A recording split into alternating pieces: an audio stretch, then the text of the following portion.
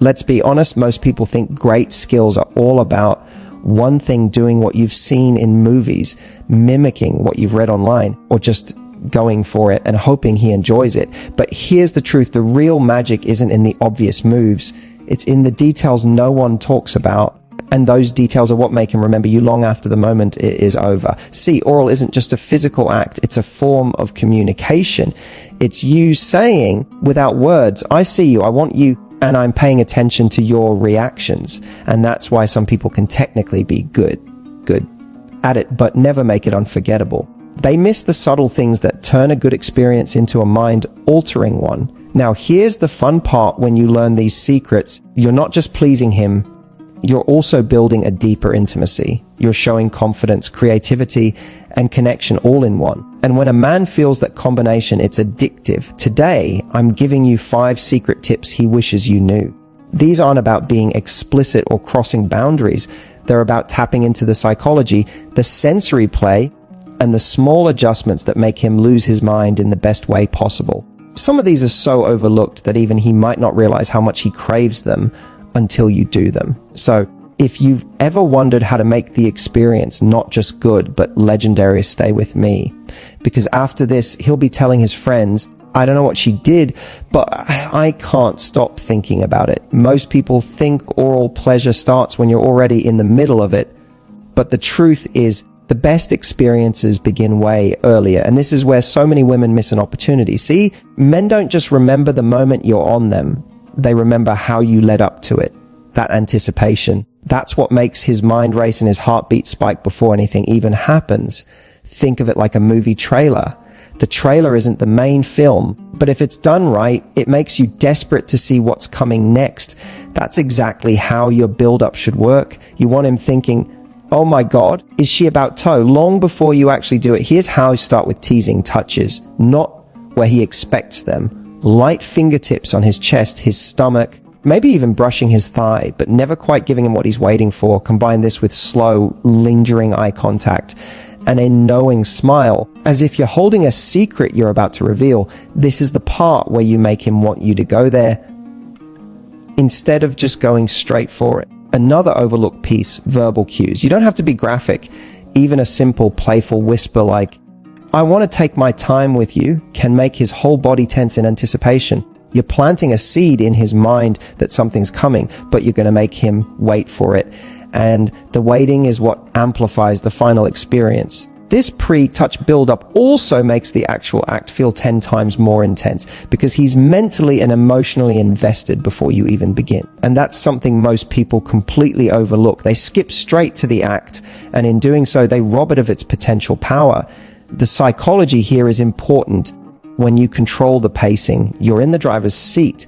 You're guiding the energy, not just responding to it. And trust me, when a man sees you taking that kind of confident control, he's not just turned on, he's captivated. So remember, before anything physical even happens, give him a mental appetizer. Make him feel like he's about to get something he can't get anywhere else. That way, by the time you actually start, his mind is already halfway gone. One of the most common mistakes people make is finding one pace that works and staying there. It's like discovering a song he loves and then playing it on loop at the exact same volume and tempo until he eventually stops noticing it. Sure, it feels good at first, but after a while, his body adjusts and what was once electric starts to feel predictable. If you want to make oral unforgettable, you have to understand something. The male body doesn't just respond to stimulation, it responds to contrast. It's the changes in pace, pressure, and rhythm that keep his nervous system lit up like fireworks. And that's where the 3-speed method comes in. The first speed is slow and sensual. This is your foundation. Think of it as the warm-up lap, the part where you let him sink into the feeling and absorb every sensation. Going slow allows you to be more deliberate, more controlled, and more intentional with each movement. You're giving his body time to process the pleasure, to feel the weight of every touch. It's intimate, it's grounding, and it sets the stage for everything that comes next. Once he's gotten comfortable in that slow rhythm, that's your chance to change gears, enter short bursts of speed, not long enough to push him over the edge, but quick enough to jolt his body into a new state of awareness. This sudden acceleration is like pouring cold water on a hot pan. It shocks his senses, spikes his heart rate, and sends a rush of excitement through his whole body. The key here is to keep it playful, almost like you're saying, I could keep going, but I'm not going to. Yeah. And that leads to the third speed pauses. Yes, actual breaks in the rhythm. This is the part most people are scared to try because they think stopping will kill the mood. But in reality, pausing at just the right moment heightens the mood. It creates a wave of anticipation so strong that the next touch feels twice as intense. Imagine bringing him right to the edge, then stopping to rest your hand on his thigh while making direct eye contact. That pause, that moment of nothing, is what makes the next movement feel like everything. Here's the magic of combining all three speeds. You're keeping him in a constant state of guessing. His body never gets a chance to settle, and that unpredictability keeps him fully present with you. He can't drift into autopilot because you're not letting him. You're guiding him through an experience instead of just delivering a sensation. Now, the real secret here is not to use these speeds in a predictable pattern. If you always go slow, then fast, then pause in the same sequence, his body will adapt. The art is in mixing it up. Sometimes you go slow for longer than expected. Sometimes you speed up almost immediately. Sometimes you pause when he thinks you're about to push him over the edge. That's where you build suspense and control the entire energy of the moment. And here's the part that goes beyond technique. When you master changing speeds, you're sending a subconscious message. I'm confident, I'm creative, and I know exactly what I'm doing. That alone can make the experience unforgettable, because it's not just about the pleasure you're giving him, it's about the authority and playfulness you bring to it. So next time, ditch the one speed approach. Use the 3 speed method. Start slow to melt him, throw in bursts to excite him, and pause to make him crave more. When you combine these, you're not just giving him oral, you're giving him a ride he'll never forget. When most people think about pleasure, they focus on one thing, touch.